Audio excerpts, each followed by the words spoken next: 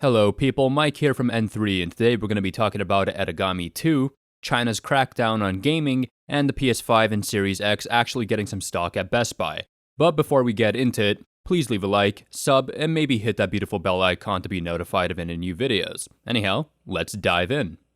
So starting off with Aragami 2, it's a game I've actually been playing recently. The main reason I was playing it was because it reminded me of an old series called Tenchu, which was a stealth game that was released back in '98, I believe. And Aragami 2 reminded me of Tenchu because of the game's level design, where the levels are like open-ended maps with some verticality that you can explore and traverse. And I think Aragami 2 has a pretty good foundation in terms of its movement and how you can sort of speedrun levels, but the game suffers a lot from a lot of repetition, brain-dead AI, a pretty bad combat system, a weak story, and a lot of padded out content that doesn't need to be there. It's really sad to think about because it's a game I was actually really interested in playing and I was hoping that it would actually be really good. It's just, I think it could have been so much better.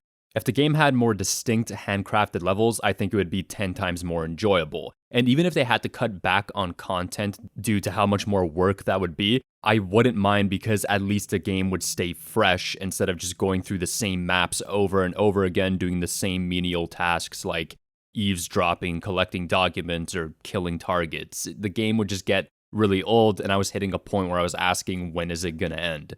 It's sad, but I think there is a good foundation, and they could make something really good from it. It's just, maybe next time they shouldn't really rush it or pad out the content so much. Anyways, let's move on. So China is reportedly cutting down kids' game time to 3 hours a week. Gaming platforms like Tencent or NetEase can only offer online gaming to minors from 8 p.m. to 9 p.m. on Fridays, weekends, and public holidays. And I gotta say these restrictions are rather severe, especially since the original restrictions back in 2019 were 1.5 hours on weekdays and 3 hours on weekends. It seems like China is treating video games as some sort of hard drug, with the state media even saying at some point that it's spiritual opium. And don't get me wrong, I believe games can be addictive and there have been cases of video game addiction, but I think it has less to do with the activity and more to do with the individual, like their personality traits as well as what they're experiencing in their own life. Addiction tends to stem from people trying to escape, and when people find an escape, they become psychologically or physically dependent on the substance or activity in question. And like I said, that has to do with the individual themselves. But when I look at these restrictions, I begin to question what games are being targeted. Apparently it's all online games, but it seems like Tencent and NetEase are the main focus.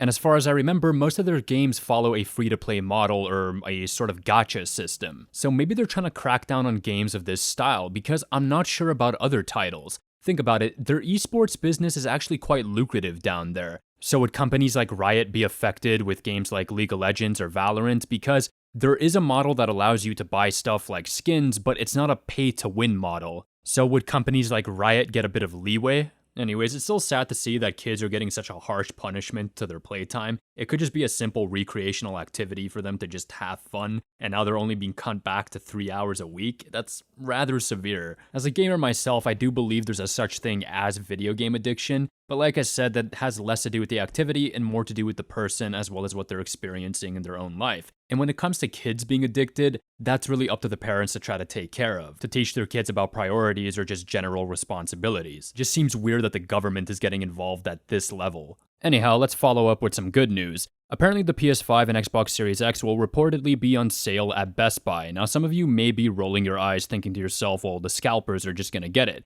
But no, these consoles are actually going to be on store shelves, so it can only be one console per person, so everyone has a fair shot. And this is really good to hear because most retail chains have opted to just do online sales. It's good to see that people can get a fair shot instead of trying to compete with some bot.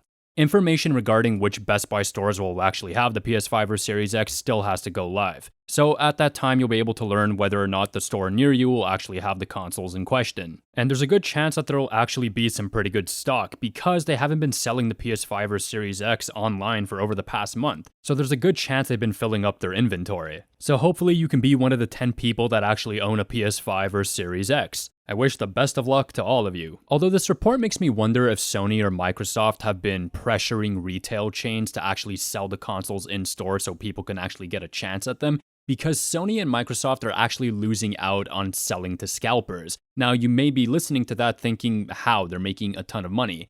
But the thing is that Sony and Microsoft are actually selling these consoles at a loss. What makes up most of their revenue throughout the years is actually the games they sell on the console. So if all these consoles are just sitting in a room not being played, they're not making any revenue in the long run. And who knows, maybe more retail chains will follow suit and start selling on store shelves so everyone can get a fair chance at these consoles. Imagine a time where everybody actually owns these systems and are playing on them. That would be quite nice. So yeah, what do you guys think about China's restrictions on gaming? Do you think it's too harsh? Do you think some companies and games will get some leeway? And what are your thoughts on video game addiction? Personally, I think these gaming restrictions are really harsh when it comes to kids, and I understand the whole concept of trying to fight video game addiction, but like I said, I believe that addiction stems less from the activity and more from the person themselves, their traits and what they're experiencing in their own life and what they're trying to escape from. But I'd like to hear what you guys think. Also, what do you guys think of Aragami 2? Have any of you heard of it, played it? Do you guys have sort of the same experience as I do? Because I think it has a good foundation, but it's far too repetitive and there's aspects that could be way better. I'm really interested in differing opinions though. Maybe you guys had a better experience in comparison to me. So let us know in the comments. And what about your feelings towards the PS5 and Series X getting some stock? Does it make you hopeful that you'll actually be able to get your hands on one of these consoles? Are you excited? Do you think other retail chains are going to follow suit and start selling in stores instead of online so you don't have to compete with a bot?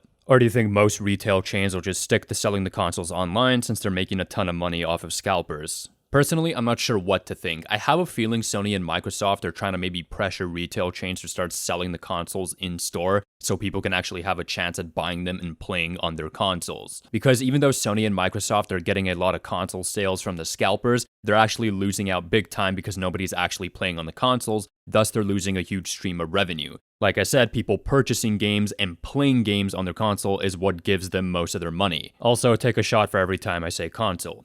Anyways, thanks for watching, and I hope you enjoyed. Peace.